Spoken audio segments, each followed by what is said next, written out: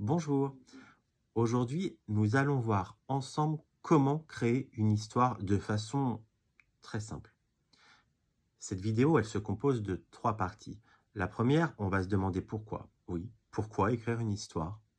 Ensuite, je vais te donner quelques conseils pour débuter. Et enfin, on va étudier un outil indispensable pour produire des histoires.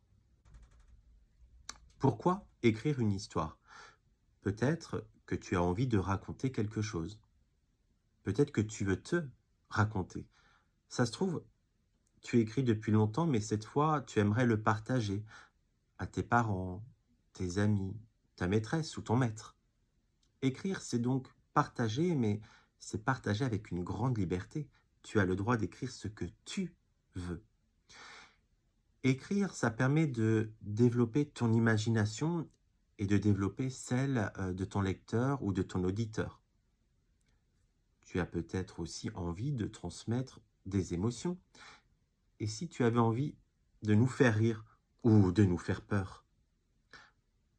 Écrire, c'est aussi une façon de voyager, de s'évader. Quand ton histoire sera finie, tu pourrais l'imprimer ou encore mieux l'écrire sur des feuilles, l'agrafer et enrichir ta propre bibliothèque. Tu pourrais même lancer des défis à tes amis. Vous pourriez vous écrire des histoires, vous les partager. En fait, peu importe la raison qui te pousse à écrire, le principal, c'est que tu en aies envie, que tu essayes, et pour ça, bravo, je te félicite. Il n'est pas évident d'écrire sa première histoire. On peut manquer d'idées, et c'est normal. Tous les écrivains ont dû surmonter cette peur de la page blanche, et tu la surmonteras aussi, c'est une certitude. Premier conseil, faire très simple. On ne te demande pas d'écrire des pages et des pages.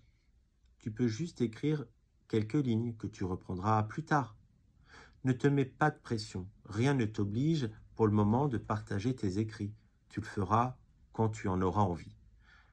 Deuxième conseil, tu peux t'inspirer de ton quotidien, de ce que tu vis tous les jours. N'oublie pas que tu as le droit de raconter ce que tu veux. Troisième conseil, pour écrire, avoir des idées, il faut aussi lire. Tu as le droit de t'inspirer d'histoires qui existent déjà.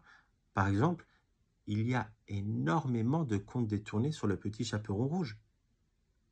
Et si tu as inventé l'histoire du petit chaperon jaune fluo, par exemple, pourquoi pas? Il existe plusieurs outils qui aident à écrire une histoire, comme le modèle actantiel, mais on va s'intéresser au schéma Kinner. Kinner, c'est un mot de la même famille que le mot 5, et ça va nous aider à nous souvenir qu'il y a 5 étapes pour écrire une histoire. Il y a forcément un début, une introduction, en quelque sorte. Dans cette étape, il faudra faire apparaître les personnages et le lieu de l'histoire. C'est à toi de décider, encore une fois, qui sera dans ton histoire, comment seront tes personnages. Ton histoire peut se dérouler dans une forêt, dans un désert, à la mer. En fait, peu importe, c'est toi qui décides.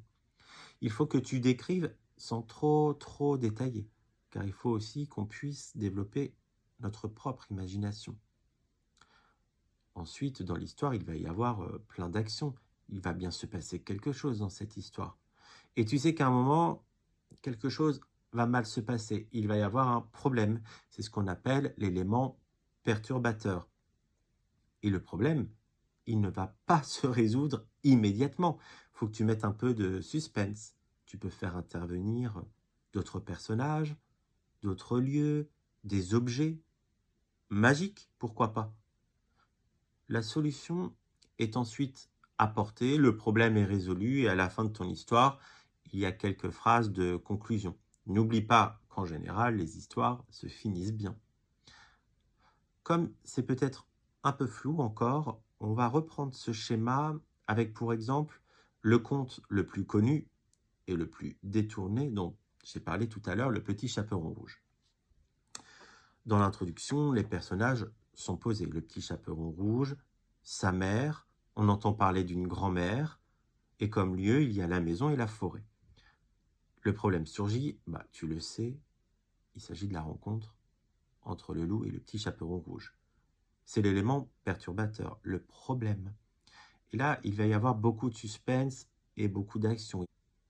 Le loup va arriver chez la grand-mère, il va se déguiser, le petit chaperon va arriver, ils vont discuter, et elle va se faire manger. Ça, c'est la version de Charles Perrault. Heureusement, les frères Grimm sont intervenus, et ils ont ajouté une solution, un chasseur qui passait par là pour les sauver. Quelques phrases de morale viennent ensuite conclure l'histoire. Tu y vois un peu plus clair? Écoute, de toute façon, c'est en faisant que l'on apprend. C'est à toi de jouer. C'est à toi de nous raconter, j'en suis sûr, de belles histoires.